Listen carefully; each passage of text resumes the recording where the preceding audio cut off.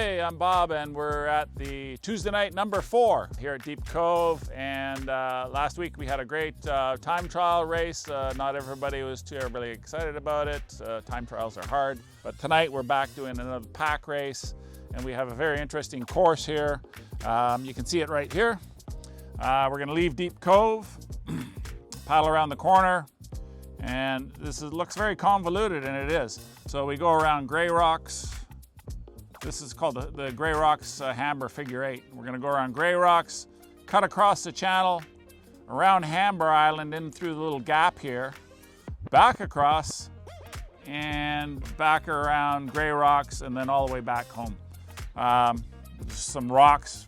People often cut the islands too close and will smash into rocks sometimes, so you got to be careful. This is a fun course, and of course there'll be a little short course if people aren't feeling like doing this. This is probably going to be about 5 kilometers in distance. Just want to say, afterwards we go to the Deep Cove Yacht Club, and there's some of the guys barbecue. We put the video, the guys, Jack behind the camera right now is going to be videoing out on the course, and we take that video into the yacht club and show it on the TV, which is great. And people can yell at the TV and make fun of each other. It's a lot of fun. And afterwards the guys play darts, which is a lot of fun as well. So if you haven't been out to the Tuesday race, come on out. You can go to the Coast Outdoors Facebook page and see photos. And then this is going to be on the YouTube channel. So yeah, lots of ways to check it out. May 8th coming up, we have the Board the Fjord, which is a weekend race on the Saturday. Not just for boards, it's for surf skis and kayaks and outrigger canoes. So there's lots of different opportunities to race, and there'll be a short course as well. So it's a good competitive race and a lot of fun. So check out Board the Fjord, May 8th. All right, racers, everyone sitting down, you are in the first wave, and it starts in 5 seconds. Oops, somebody getting an early start there. This is really like this drone footage. Liam Pickrell, thanks to Liam coming out. Is it? Yeah. You can see, look at the big jump. Is that Steve and, is that Hugh? Hugh Fisher, yeah. Olympic gold medalist, 1984, LA Olympics in K2. Oh, that shows a little bit, huh? Yeah, and a bronze. He also had a bronze.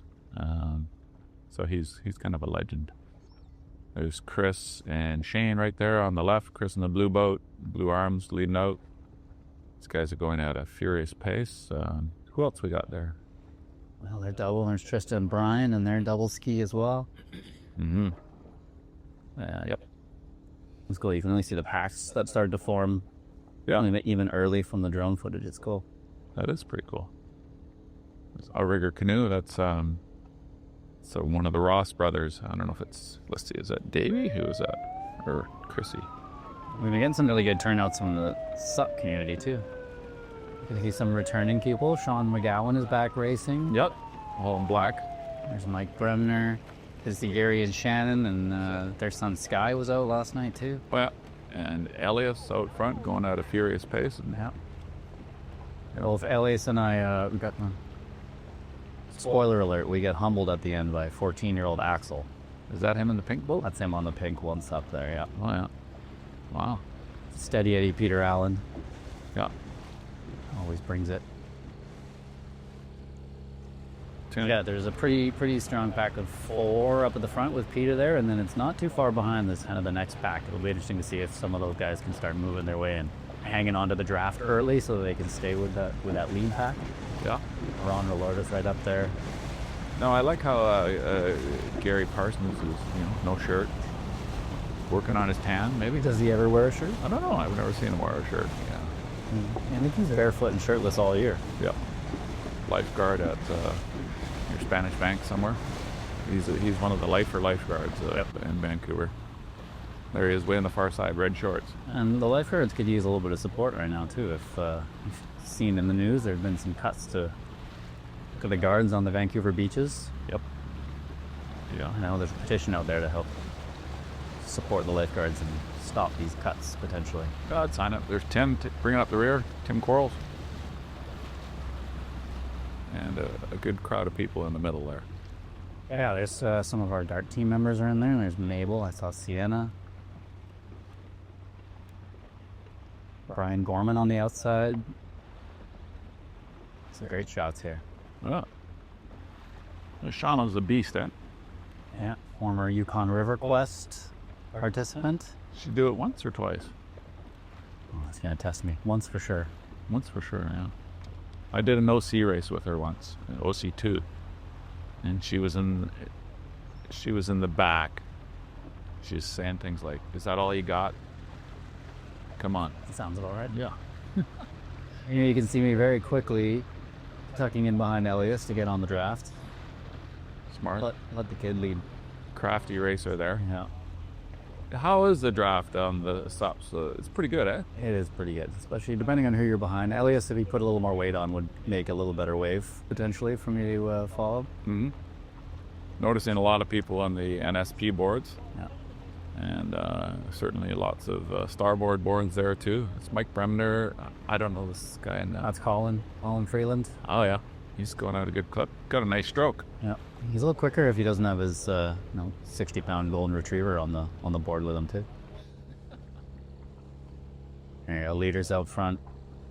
No one was touching them. So who in the race? So that's Hugh in the back and Steve Juranovic in the front. Yeah. Both former sprint and kayak racers. And Hugh is great shot around that corner. Hugh's in his probably late 60s. I would say. Oh, you're calling out age on the. Yeah. On this one, okay. There's Michael Lynn. Cynthia's right in there. Lindsay Sayers. There's the pack. Look at that. It's a good train. At the buoy, Ron's in there. Tommy Huckle right there. Gary Parsons trying to hang on to. Yeah, if you can get into a pack, if you're third or fourth in that line, you can definitely save yourself some energy. You see the end zipping by on the V5. Yeah. Surf ski girl.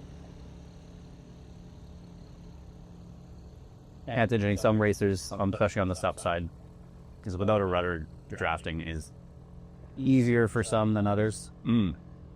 Yeah, trying to stay on there. Sometimes it's more work. It feels like it's more work to stay on the draft than it is to get the benefits from it. Yeah, I mean, I would say in surf ski, it's probably, I've heard sort of 5 to 7%. It's not like a bike where, on a bike you can get up to 25%. Efficiency. So corners on the sup is especially where you can start to drop people, so I wouldn't be surprised if we see it spread out a little bit based on who can corner and who needs more work. I think Gary would know. And like Gary can turn a board. Yeah. He's catching up, and that's Jillian there. I don't see her and Jillian. They're probably chatting away. Oh, some waves coming through, causing a little bit of problem for those guys going around the board. There's some dark members there. That's Simon, Mabel, Sienna, Sheena Bull on the blue, once up on the outside there. Another Yukon River Quest paddler. Yes. I think that's Rick McFicker on the Starboard Airline inflatable. Part of the all-name team in the TNR world. All-name team, yeah. Great name. Rick McPicker. Huh? One of Carly's favorites. Yeah. Oh, there comes Hugh and Steve. No one in sight. Yes. One year, a few years back, Hugh was training for the Yukon River Quest, and he came down earlier the day, and he paddled the perimeter of Indian Arm and Burrard Inlet, and then went. His sister lives in Deep Cove, had a shower, and came back and did the Tuesday night race. So that's like 80K plus. You guys did that, right? Yeah. Steve Esselar, Shane Martin, looking good. I was shocked by how close some of these guys went to the shore. Chris, they're tempting fate there with the rocks that are around. That's Grey Rocks Island. And this is a figure 8 course where it loops back and forth, but you can see it's pretty shallow there, and more than one rudder has been torn off about going through this area. You take your chances. Sup racer Adam Gerbrecht, who's not here today, he actually, I think as a young kid, hit a rock here. I remember watching him. Oh, face plant? Yep. There's Russ Dollars. He was the strongman tonight in my group. He led pretty much the whole way. And then Scott Wanless, Daryl Remler. There's Warren Bruce, 70-year-old Warren Bruce, and Jonathan Sy pulling up alongside us. And oh, who's that guy in the green? That's me. at the back, just hanging on. Just milking it back there. Yeah, wash riding scum. Martin Rother, he's a Yukon River Quest. He won the kayak leg of the Yukon River. If he can make that sea kayak keep up with you guys, that's saying something. Yeah, Sean Hulsher, Andreas Thompson. Yep. Yeah, and sometimes it's a struggle. You get, even just a couple boat lengths back, and you got to try to decide if it's worth trying to blow up and get back onto the draft, or whether you're just going to give up on it. Mm-hmm. That's a hard feeling. So Cynthia there, she would be the first place woman right now in the race. Paul Hansen, Michael Lim. After we rounded this corner, there was a massive sea lion out in the middle of the channel there. There goes Lindsay, and I didn't see who. Jamie Sterling. Yeah, sea lions, tons of seals, obviously, in Deep Cove and on Indian Arm, but sea lion sightings are pretty rare. Yeah. Well, I liked what you said, how it was the grizzly bear of the ocean. Something floating in the water right there. Linus. I'm going to go for the last name. No, it's unpronounceable. It's Dave Ross, the other Dave Ross Jr. So Dave Ross Sr. was out. I think Dave was he's Lucas's age, or maybe Seth's age, and he was on the UBC rowing team, so he's no slouch. Anastasio, yeah. and Linda. Oh, first double sea kayak. There's Buzz and Jake. What they pull on? Veronica pull. Oh, and then Bernard, Julia Kramer, Stefan Bernard. They've been coming out for years, and it used to be that their daughter would sit in the middle seat of those G3s, but I think she's much too big to fit now. Another guy in the V9 is Damien. It's first Tuesday night race. Okay, here we go. There's Mike right behind, looking good. And still letting the kid pull me along. Yeah, I can see him bending his paddle. But we both knew that the youngest kid behind us was saving all his energy. That's the problem with coaching these kids, is I tell them exactly what to do to win races, and then they get big and start beating me at races. So there's Ron. You can see Ronala's right there at the buoy, right? Back in Deep Cove, but obviously dropped off a little bit. Little conditioning, maybe? Yeah, and this time, right? Every week, if you can try to hang on to the draft a little longer, and then eventually you start figuring out how to stay there. There's Regina. Dessert chef extraordinaire, Brad. He's keen. He's acquiring boats left, right, and center. Tommy. So the event after the race was the dart show at the Deep Cove Yacht Club upstairs, and Tommy is a good shooter. Gary, old man Parsons. Gary and I worked together at Grouse Mountain when we were 18 together. And I didn't know that. Jillian Ramsey. Jillian Frayne. I don't know where you get Ramsey from. Colin Shannon Bell Parsons in the back there. Yeah. She's no slouch. No. Lifeguard too, right? Yeah. Kevin Gowan is on the board in Carolina.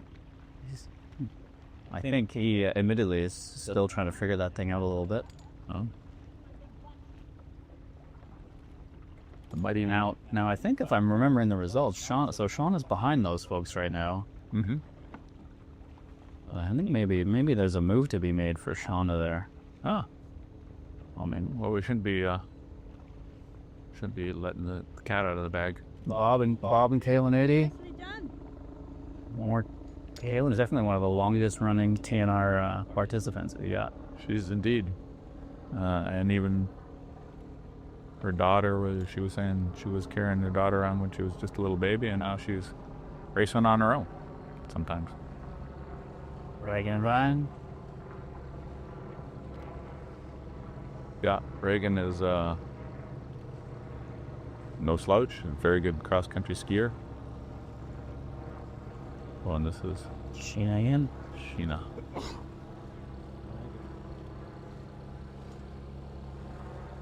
Leemore and I had a good conversation about, and this is maybe one that not everyone knows, is we're talking about boat classes and what makes a sea kayak or performance kayak, which can also go by fast sea kayak, and a high performance kayak.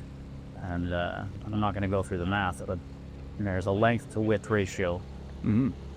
So depending on how long your load is and how wide it is, that determines what class it comes in. So it's not necessarily whether the shape of it. You could have a sea kayak that is considered a performance kayak. Fast sea kayak? Yeah. Or a fast sea kayak if it's long and narrow. Mm-hmm. Yeah, there's a chart on in Bellingham, Washington. They have the Sound Rowers group, and they have the classification thing there. And somebody down there has some overzealous kayaker went and categorized every single. There's a list of every single kayak and where it falls into the category. Well, it hasn't been updated with new ones. Look at these guys; they're already coming around for lap 2 of the figure 8. Yep, lapping everybody. They're probably going 13 kilometers an hour.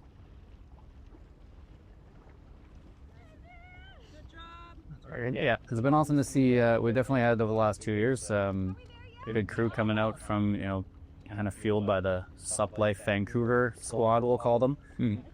And there was another guy, Howard, was there doing his first TNR. So Howard's done a lot of he's done some river paddling, some expedition style or long distance paddling, and yeah, to see some of these folks getting into racing and pushing themselves on the short and fast is a lot different than long and slow, as Howard and I discussed at the yacht club after the race. Chris has made a jump up to paddling with Shane Martin. He's left your group. He has. Does that due to retirement? Now he has more time to train. Probably, yeah. He does the grouse grind at least once a week. He's paddling out. He paddled through the winter quite a bit. So yeah, he's doing good. These two guys, we had a good paddle on Sunday. We went to Porto to Squamish, the House on Downwind race, or the Canadian Ocean Racing Champs course. It was good. We had some better than expected conditions. More inflatables. Yeah, I mean, the quality of the inflatables has come up so much in the last 10 years. It's pretty cool that you can actually... The idea of racing one of the early inflatables was kind of laughable, but the stuff that's out now is pretty great. Oh, here's my crowd again. See? No change, though. You're not at the back of the pack. That looks like I was low your way up a little bit. Just trying to push Scotty out of the way there. I didn't do a lick of work. I was ride and watch the whole race. Jan Sai is in the back, right? Well, you dropped Shirkoff. Here we go. There's the dog sup class. Sup, dog? Sup, dog? I don't know if you give more credit to the paddler or the dog for being able to, remain steady on there. Andreas and Sean Hulscher. Now, Sean is he's been a long-time racer, long-time windsurfer. He's got some skills. He can get out there and he's... Oh, is that like a newer kind of? Is he 70? I don't know. I'm not going with age. I'm staying away from that. Oh, okay. Not much older than me. His race number is 70. I guess we don't ask what their name is on the results. So I could say he's 70 and still be only commenting on his race number and not really. Yeah. Good job, Lindsay. I think everybody's laughing. Easy laugh to recognize out on the boat there. Well, check this stroke out, folks. Martin has a very nice paddling stroke. And there's Big Daddy M. Yeah. Yeah, this story, if you don't know, if everyone wonder why we called Matt Knight or Big Daddy M. He started as a teenager working at the kayak shop. Harley hired him way back when. He was pretty quiet as a younger gentleman, to say the least, but, he was given the nickname by one of our supervisors, started calling him Big Daddy M to try to get him out of his shell a little bit, and it stuck. So, yeah, and he embraces it. Got a little bit farther. If he could catch up to Martin there, Martin would have a good wash to ride in that sea kayak. Going at that speed makes a good wave to sit on. What are you seeing in Matt Sersky stroke here as far as... Oh, there, man. No. There's a longer shot of him. was close when I was going to have to say hunting smart. There's more drone footage from Liam. Great little shot of the finish. And there they go, coming across. And they're probably dressed and having a beer before the next person comes in. And their time was 27:26 and 6.5K course. I think it was closer to 6 actually. I think the distance was a little shorter depending on what route you pick. Steve Eslar coming in, put in an honest race, sort of in no man's land, no people's land. And he put in a time of 29:24. So I guess that's Chris and Shane there. Oh, up front, yeah.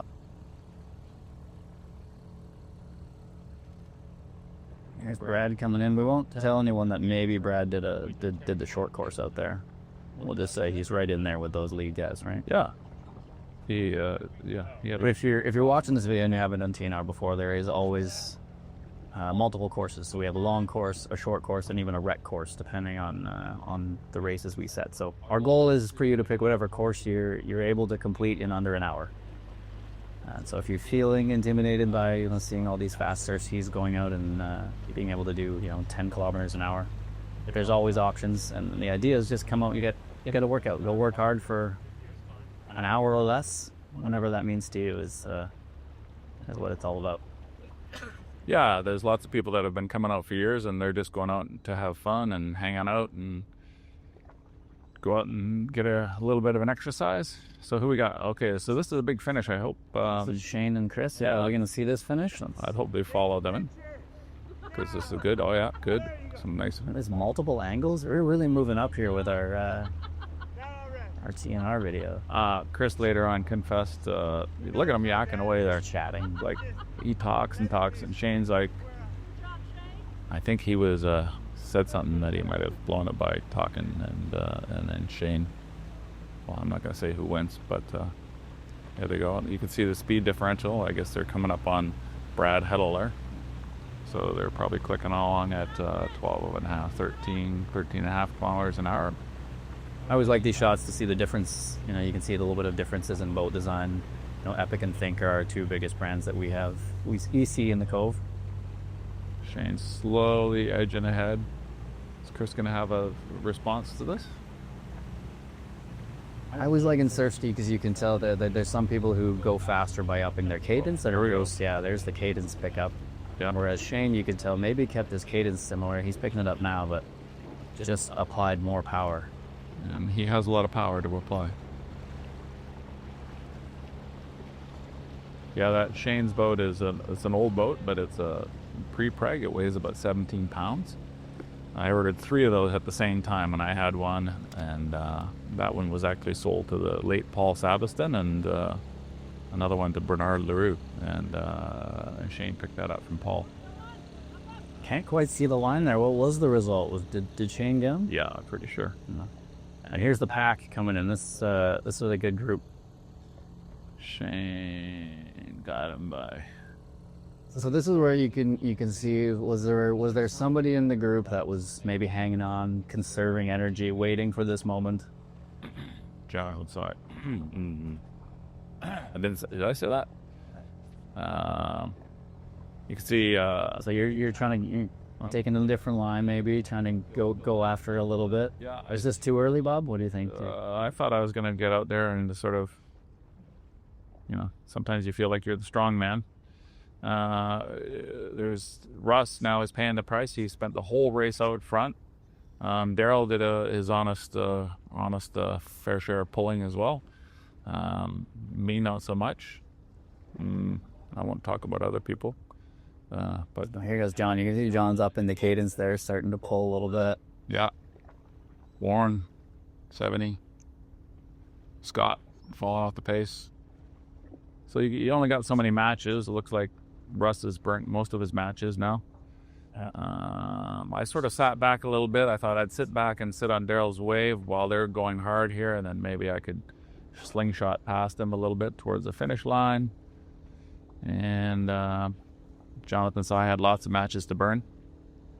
And Oh, they're not. Oh, There we go. We got the second angle. This is from the boat here, filmed by Jack. yeah, nice one.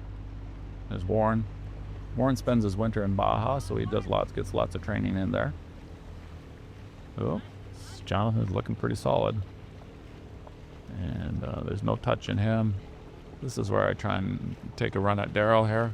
Liam. And there's Russ paying the price of being the strong man. I mean, that's one of the fun things about TNR is like, because, you know, for some people who maybe don't get to race as often, you get a chance to try different things, right? Try different strategies. Yeah. And a TNR is a great little practice ground for racing. Maybe you're going to try being the leader in a race that doesn't have, maybe doesn't mean as much as some of the bigger events out there. There's Big Daddy M coming across. Martin Rother. So how old Big Daddy M? He's 30s? I told you, I don't do age. Oh, right. I'll always be a 16-year-old working the beach. Right. Oh, that's a long time ago now. Yeah. But yeah, he's got to be getting up there. Oh, Andreas is taking the lead. And Bruno back there. yeah. Oh, and Cynthia hanging on to the guys. Good for Cynthia. First place woman right there. Now, oh, more sea kayaks coming in. This is that same group, just from the drone angle. Oh, yes. Boy, it looks like quite the amazing place with this drone footage. Yeah, we were talking last night about how maybe we forget a little bit sometimes where we get to race every week. Yeah, Pretty lucky. yeah. When you see it on TV, it's like, ooh, look at that. Yeah, the biggest flatwater surf ski community in the world, right? 25 years plus, 27, I guess. So this is Paul's wooden boat. He made that himself with cedar strip, surf ski, inlaid the seat. Paul's quite a wooden craftsman. He's made several boats like this. Yeah, it's pretty cool. Beautiful boat. Mm-hmm. Quite the sailor in his youth. He was sailed for Canada 1. Spent a couple of years in Australia as a professional, did I say surfing? Sailor. He's a pretty good darts player, too. Yeah. Took one of the games last night. This is one of our rental guys coming in, the Seaward Luna.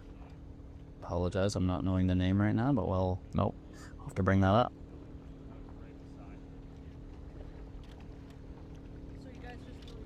I think that might have been Kristen Rummel in the sea kayak there.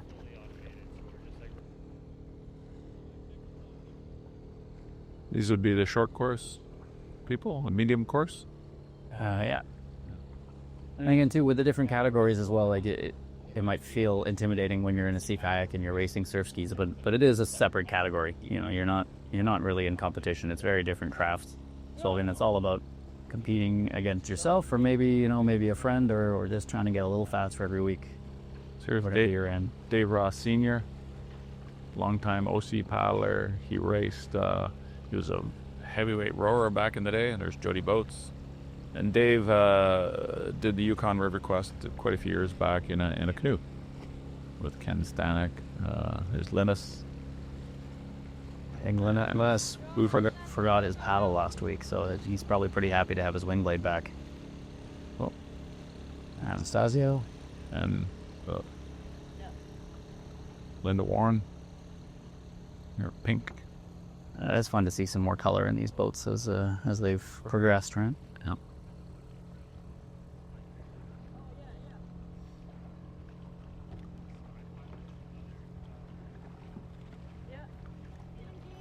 Nice OC crew coming through. It is nice to see, at least a few more OCs out. I know they're growing, and we get a really big OC contingent at the Whipper. Okay, here we go.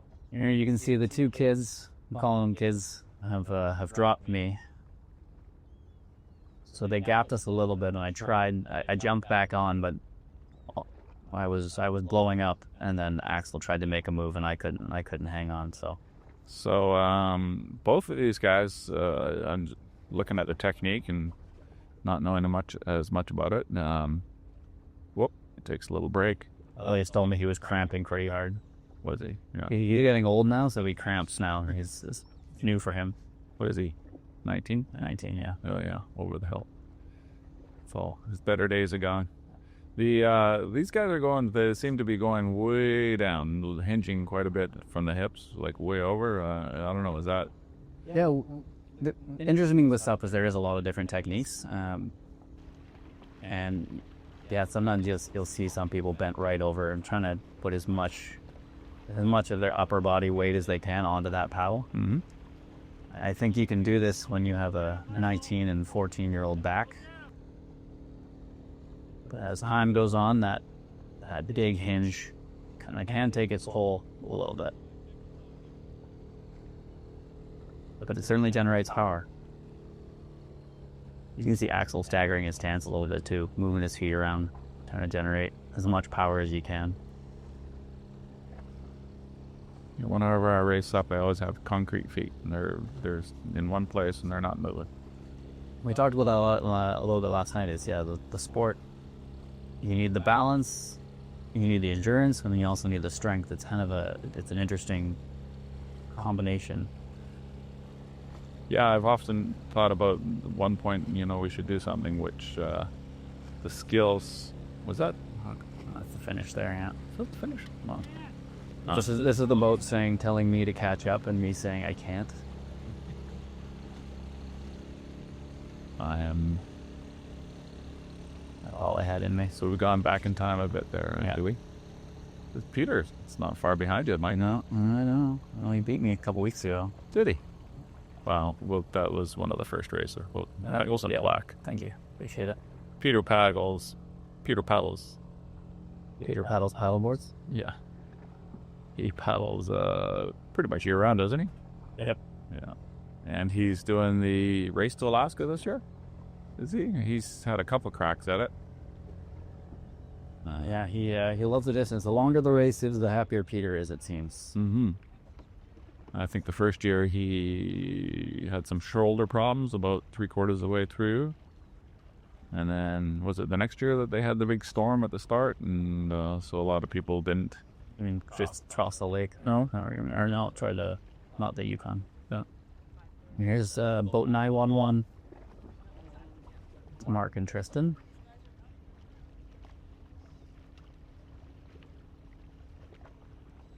Nice making that thing move. It doesn't take much of a wave to get some water in that. You can see the covers they've got trying to keep that water out. Yeah.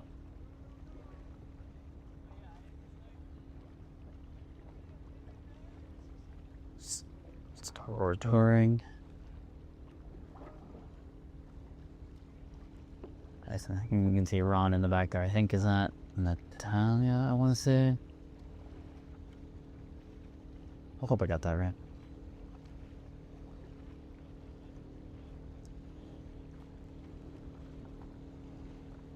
Ron's a car mechanic, where we get our at White's Automotive, where we get our Are we cars. still at White's? Yeah. I think so. I believe so. Yeah, Ron really just got right in the sport. I know he's a former, I want to say, runner, possibly triathlete. Yeah, really jumping in. And I know him and a couple other guys have been getting on the foil train. We're working on their foil skills all winter, trying to work on dock starts and paddle starts.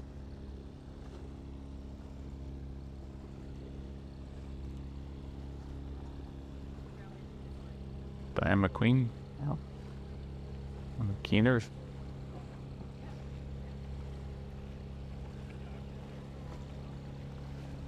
Yeah, and it's fun, even if you're in a different category, right? You always have someone else here racing. Sometimes if, even on the SUP, I'll try to race a sea kayak or whoever it is that's, similar speed to you. It's fun just to have a little bit of friendly competition. Jay ended up getting me a couple weeks ago, but I was yelling at him from behind, making sure telling him he didn't want to get supped when he was battling his OC.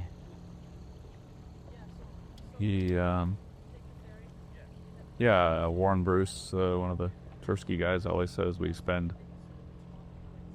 30 minutes racing and 2 hours talking about it.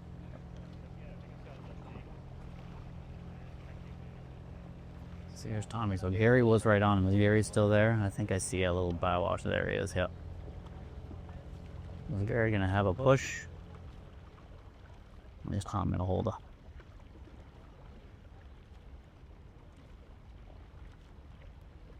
Yeah, most of the drafting on SUP is like inline drafting, but you can side wash or side draft as well. But it's a little trickier with the switching sides, and the SUPs obviously don't go in a dead straight line without a rudder, so it takes two pretty similar paddlers to be able to side draft on a SUP, but it does work. Yeah, doing good, Mike. Nice work.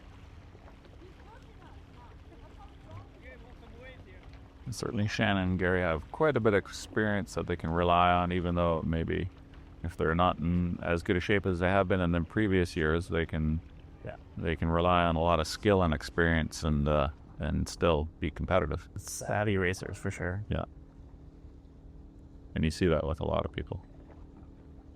That's why nobody likes the time trial, right? Because Yeah. you don't get to hide behind your drafting skills. No. And that was very apparent for me last week. Yeah. It's interesting to see. So we were actually talking about, normally we used to do 2 time trials. One in the early season and one at the end of the season, see if you could compare your time.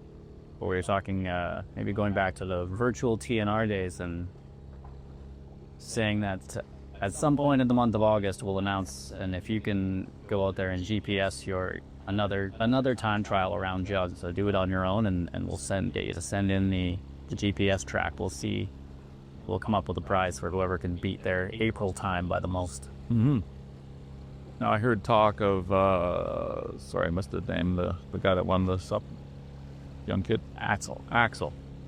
He beat Adams long time.